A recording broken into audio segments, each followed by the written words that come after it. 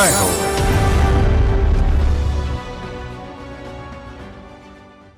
నమస్కారం. సామాన్యుల అసమాన విజయగీతిగా ఈటీవీ జైహోకు స్వాగతం. సాహస క్రీడల్లో యువభేరి ఆ ముంబై నారి. బాల్యంలోనే బుల్లెట్ బండి నేర్చి భీమవరంలో దుమ్మురేపారు. తరువాత కాలంలో అదే వేగంతో సూపర్ బైక్ రేసర్గా దేశ విదేశాల్లో దూసుకెళ్లారు. ఉత్తరప్రదేశ్ రాష్ట్రం బహ్రైచ్ జిల్లాలో ఓ యువతి బాల్య వివాహాలకు వ్యతిరేకంగా నిశ్శబ్ద విప్లవం తీసుకొచ్చింది. యువత సాధికారతకు కళాకృతుల తయారీలో శిక్షణ ఇస్తోంది. వినూత్న కథనాల జైహో మీకోసం. జై హో.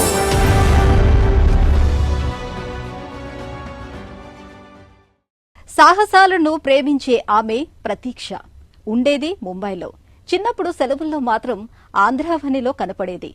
అమ్మమ్మ గారి ఊరు భీమవరంలో మెరిసేది. అక్కడ బుల్లెట్ బండి శబ్దం వచ్చిందంటే మనసు లాగేది. మామయ్యను ఒప్పించి 2 రోజుల్లో బైక్ నేర్చుకుంది. మెకానికల్ ఇంజనీరింగ్ తర్వాత ఇక మోటార్ బైక్ రేసింగే లోకమైంది. ప్రతీక్ష దేశ విదేశాల్లో అనేక రేసుల్లో పాల్గొని ఖ్యాతి తెచ్చారు. నేడు ప్రేరణ ప్రసంగాలతో యువతలో ఉత్తేజం నింపుతున్నారు.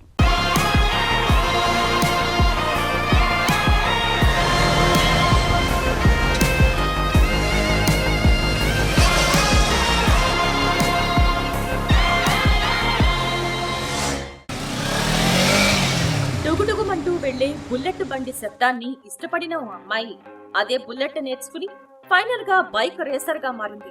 ఇదేం చోద్యం అనుకుంటున్నారా? చోద్యం కాదు, తన ఆకాంక్షలను నెరవేర్చుకున్న ఓ ప్రతీక్ష స్ఫూర్తి గాథ. ఓ మధ్య తరగతి అమ్మాయి ముంబై నుంచి పశ్చిమ గోదావరి జిల్లా భీమవరం అమ్మమ్మ గారింటికి వచ్చింది. మేనమామ తన మేనకోడలి మనసు గ్రహించి బండి నేర్పారు. తర్వాత ఆమె ప్రయాణం ఆరంభమైంది.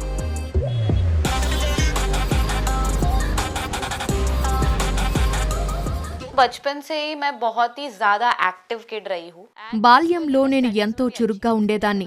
10వ తరగతిలో 90% మార్కులతో చదువులో రాణించాను. సృజనాత్మక పోటీల అంశంలోకి వస్తే డాన్స్ నేర్చుకున్నాను. క్రీడలంటే ఆసక్తి, అభిరుచి. నేనేదైనా సాధించాలనుకుంటే అమ్మ నన్నెప్పుడూ వద్దనలేదు. బైకింగ్ చిన్నప్పుడే నేర్చాను. बाइकिंग की भी शुरुआत होती है जब मैं 8th स्टैंडर्ड में थी. ప్రతీక్ష దాస్ పుట్టింది పెరిగింది ముంబై. ఆమె మాతృమూర్తి శారదా స్వస్థలం పశ్చిమ గోదావరి జిల్లా భీమవరం.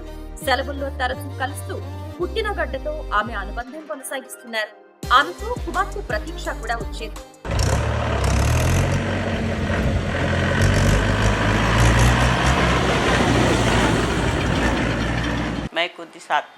ప్రతీక్ష తనకు తానుగా ఈ రంగాన్ని ఎంచుకుంది. నేను తనకి సంపూర్ణ మద్దతిస్తాను. ఓసారి లద్దాఖ్ వెళ్ళింది. 15 రోజులు ప్రతీక్ష నుంచి మాకెలాంటి కబురు లేదు. అయినా మేం భయపడలేదు. అమ్మా, ఇక్కడ సిగ్నల్స్ లేవు, ఆందోళన పడకమ్మా అని అన్నది.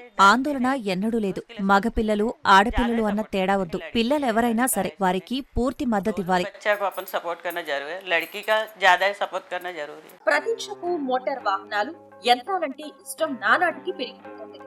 మలాడ్లోని ఠాకూర్ కళాశాలలో బీటెక్ మెకానికల్ ఇంజనీరింగ్ పూర్తయింది. అనంతరం automobile engineering, while engineering diploma చేసింది.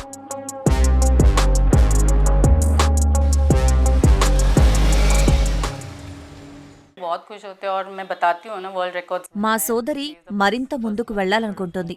నేనలా కాదు. తన రికార్డులను చూసి నాకెంతో సంతోషంగా ఉంది. ముంబైలో తను తొలి మహిళా బస్సు డ్రైవర్. లైసెన్స్ సాధించడం సంతోషంగా ఉంది. కళాశాలలో చదువుతుండగానే బైక్ రేసింగ్ రంగానికి పరిచయం అయ్యారు. మిత్రుల ప్రోత్సాహంతో 2016లో అంబీ వ్యాలీ డ్రాగ్ రేస్ లో పాల్గొన్నారు.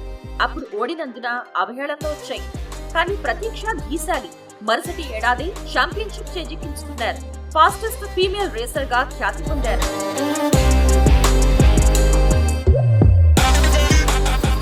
ट्रोलिंग भी फेस करना पड़ा वो टाइम पे.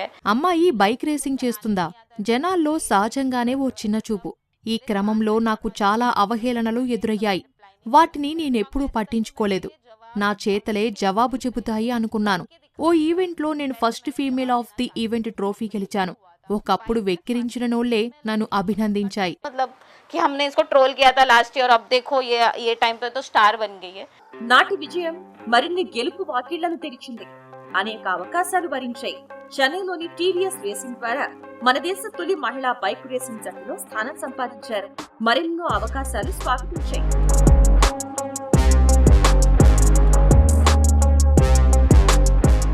मैंने तो पहला जो रेस किया था वो 2016 में ही था। నా మొదటి బైక్ రేస్ 2016లో అంబే వ్యాలీలో quarter mile drag race. Federation of motor clubs of India FMSCI నిర్వహించే 3 లీగలర్ రేస్ ట్రాక్లు మనకు ఉన్నాయి. మన దేశ మొదటి బైక్ రేసింగ్ జట్టు ఏర్పడినప్పుడు నేను సెలక్షన్స్లో పాల్గొన్నాను. అందులో పాల్గొన్న 60-65 మంది బాలికలతో పోటీపడ్డాను. ఎంపికైన 15 మందిలో నేనున్నాను. అందులో నా తొలి ఛాంపియన్షిప్ ట్రోఫీ గెలిచాను. ఫస్ట్ రేస్ में मुझे ट्रॉफी भी आ गया था। గత కొన్నేళ్లుగా ప్రతీక్ష డ్రాగ్ రేసులను తన పోటీని కొనసాగించారు. భారీ వాహనాలు నడపాలన్న కళ నెరవేర్చుకున్నారు. లింగ వివక్ష కారణంతో తొలుత డ్రైవింగ్ స్కూళ్లలో తిరస్కారాలే ఎదురయ్యాయి. ఎంతో ప్రయత్నించాక ముంబైలో బస్ డ్రైవింగ్ నేర్చుకున్నారు. Brihan Mumbai electric supply and transport best లో డ్రైవింగ్ స్కూల్లో అవకాశం అందించుకున్నారు. డ్రైవింగ్ నేర్చి బస్ నడిపారు. ఆర్టీఓ కావాలి అన్న తన కళ నెరవేర్చుకునేందుకు హెవీ వెహికల్ డ్రైవింగ్ లైసెన్స్ సాధించారు. ప్రస్తుతం ప్రేరణ ఉపన్యాసాలతో యువతరానికి బైక్ రేసింగ్, మోటార్ రంగం మీద ఆసక్తి పెంచుకున్నారు.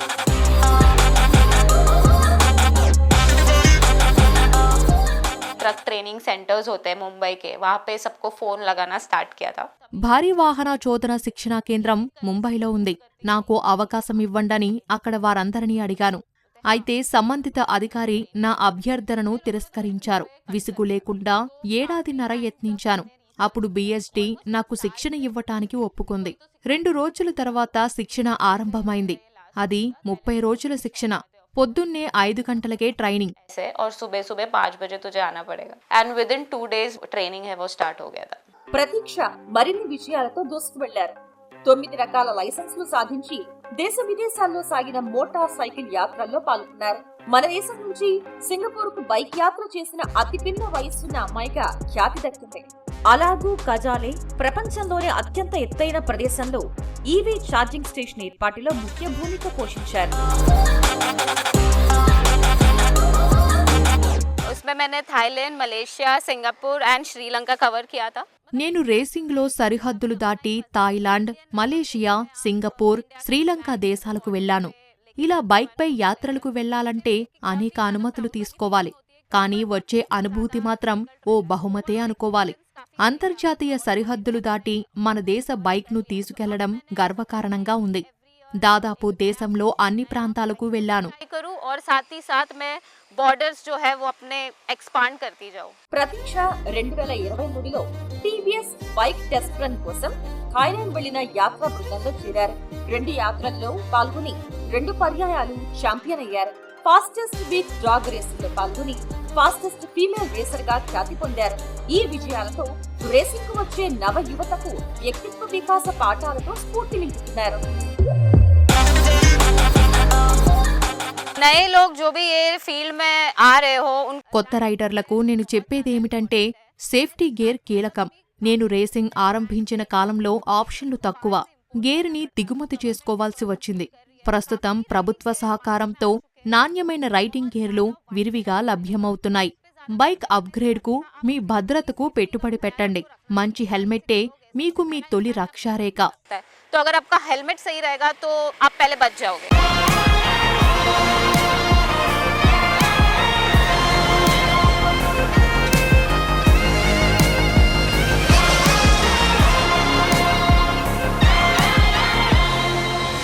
తన చరిత్ర తానే రాసుకున్న రచన. ఆమె తనను తాను తీర్చిదిద్దుకున్న స్వీయ రచన. 10వ తరగతి కాగానే ఇంట్లో పెళ్లి ప్రస్తావన తెచ్చారు. సమయ స్ఫూర్తితో కాస్త సమయం అడిగింది. గ్రామీణ వికాసం కోసం పనిచేస్తున్న ఆగాఖాన్ ఫౌండేషన్ సూచనతో రచన గోధుమ కాండముతో బెహ్రేత్ సంప్రదాయ కళాకృతుల తయారీ నేర్చుకుంది. గ్రామీణ యువతుల్లో చైతన్యం తెచ్చారు. హస్తకళల్లో శిక్షణ ఇచ్చి వారి జీవితాలకు వెలుగయ్యారు.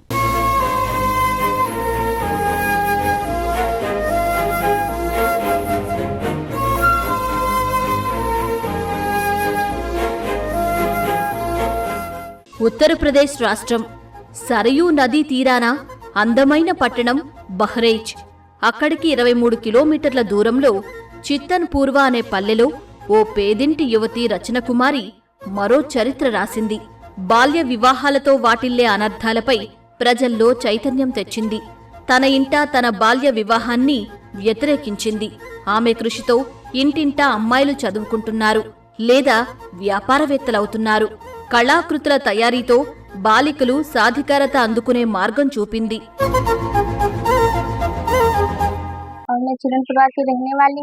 నేను రచన కుమారి. మాది చిత్తన్ పూర్వ గ్రామం. నేనెక్కువగా ఇంట్లోనే ఉండేదాన్ని. ఇంటర్ పూర్తయింది. అయినా గ్రామాల్లో అమ్మాయిలు స్వేచ్ఛగా బయటకు అడుగు పెట్టలేని దుస్థితి ఉండేది. ఓ రోజు ఓ స్వచ్ఛంద సంస్థ ప్రతినిధులు హస్తకళల్లో శిక్షణ ఇస్తామని వచ్చారు. నేను నా పేరు నమోదు చేయించాను. అదో సదవకాశంగా భావించాను. మీరు చేరండి, మీ సమస్యలు తీరుస్తామన్నారు. మరో ఆలోచన లేకుండా చేరాను. చిత్తన్ పూర్వ గ్రామవాసి రచనను ఆగాఖాన్ ఫౌండేషన్ కార్యక్రమాలకు ఆకర్షించాయి.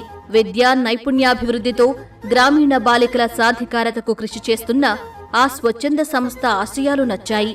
తమ గ్రామంలో ఎందరో బాలికలు ఆర్థిక కారణాలతోనే చదువు మానేశారని తెలుసుకుని తల్లడిల్లింది. తండ్రికి తొలుత రచన ఆశయాలు, ఆకాంక్షలు నచ్చలేదు. పెళ్లి చేసుకోవాలని కోరారు. అయితే జీవితంలో స్థిరపడకముందే ఏదైనా సాధించాలన్న తన ఆశయాన్ని చెప్పి తల్లిని ఒప్పించింది.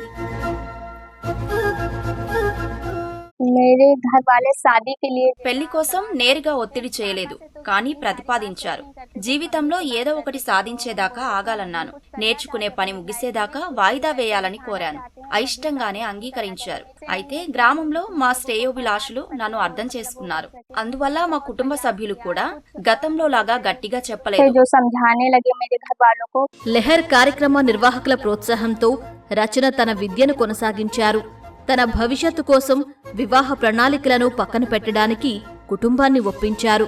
గోధుమ మొక్కతో సంక్లిష్ట కళాకృతుల తయారీని నేర్చుకున్నారు. రచన జీవితాన్ని తానే రాసుకున్నారు, తీర్చిదిద్దుకున్నారు. 5 తోబుట్టువులలో పెద్ద కుమార్తెగా ముందుగా పెళ్లి చేసుకోవాలని ఓ దశలో ఎంతో ఒత్తిడి వచ్చింది. కాని ఆమె సరైన సమయంలో సరైన నిర్ణయం తీసుకున్నారు. 4 క్రితం అంటే 2021లో నాకు ఈ పెయింటింగ్ పరిచయమైంది. గోధుమ కాండాలతో ఇంత మనోహర కళాకృతిని సృష్టించడమా? నమ్మలేకపోయాను. 8 రోజుల శిక్షణా సమావేశానికి హాజరై ప్రత్యక్షంగా చూశాను. కొన్ని సాంకేతికతలు తెలుసుకోవడానికి ఈ సమావేశం పనికొచ్చింది. అనంతరం 10 రోజుల అడ్వాన్స్డ్ ట్రైనింగ్ పూర్తయింది. కొన్ని రోజులు పెయింటింగ్స్ వేశాను. 2021లో ఒక జిల్లా ఒక ఉత్పత్తి అనే నినాద స్ఫూర్తితో రచన మరో 10 మంది అమ్మాయిలకు గోధుమ మొక్క కాండాన్ని నల్ల కాన్వాస్పై కళాకృతులుగా మలిచే వీట్ స్టాక్ పెయింటింగ్ను పరిచయం చేశారు. గోధుమ మొక్క కాండాన్ని ముక్కలు చేసి అందమైన కళాకృతులుగా తయారు చేయటం ఎంతో కష్టమని తొలుత భావించారు. కాని ఆగాఖాన్ ఫౌండేషన్ సంస్థ రాష్ట్ర స్థాయి శిక్షకులను రప్పించింది. రచనకు इसके लिए प्रोत्साहित किया गया. రచనకు ఈ సృజనాత్మక కళను పరిచయం చేశారు. ఆమెతో సహా నేర్చుకునే బాలికల సంఖ్య 10కి పెరిగింది. వీరికి ప్రాథమిక అంశాల్లో శిక్షణ ఇచ్చారు.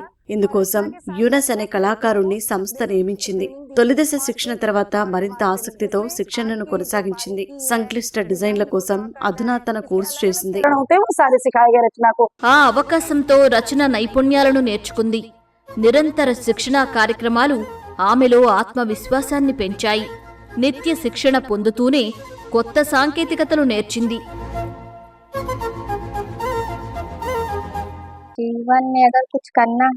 జీవితంలో ఏదైనా సాధించాలనుకుంటే తెలివైన సమయ పాలన ముఖ్యం. నేను వేకువనే 3 గంటలకు నిద్రలేచి చదువుతాను. తర్వాత తమ్ముళ్లను సిద్ధం చేస్తాను. అనంతరం అల్పాహారాల తయారీ, ఆపై భోజనం తయారు కార్యక్రమాలు ఉంటాయి. టిఫిన్ బాక్స్ సర్దుకొని సైకిల్ మీద 5 కిలోమీటర్ల దూరాన ఉన్న మా కేంద్రానికి వెళ్తాను. ఇవాళ రచన గోధుమ కాండంతో తీర్చిదిద్దిన కళాకృతులను జోరుగా విక్రయిస్తున్నారు. ఆమె దుకాణం వ్యాపార ఉపాధి అవకాశాల కేంద్రంగా మారింది. గడిచిన కొద్ది నెలల్లోనే 200కు పైగా కళాఖండాలు విక్రయమయ్యాయి. తాను వెలగాలి, ఇతరులకు వెలుగు కావాలి. ఇదే సూత్రంతో తన వ్యాపారాభివృద్ధికి కృషి చేస్తూనే పేదింటి అమ్మాయిలకు ఉపాధి చూపుతోంది. ప్రస్తుతం తన కార్యశాలలో పని నేర్చుకుంటున్న వారి సంఖ్య 20. ఈ సంఖ్య క్రమంగా పెరుగుతోంది.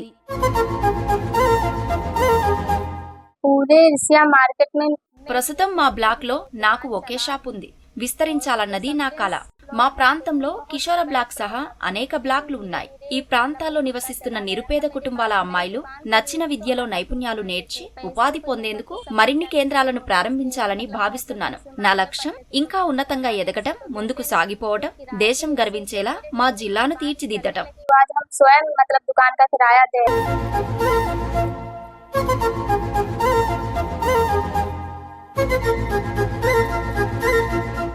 సాహస క్రీడలను ప్రేమించే యువతకు ప్రేరణ, ప్రతీక్ష.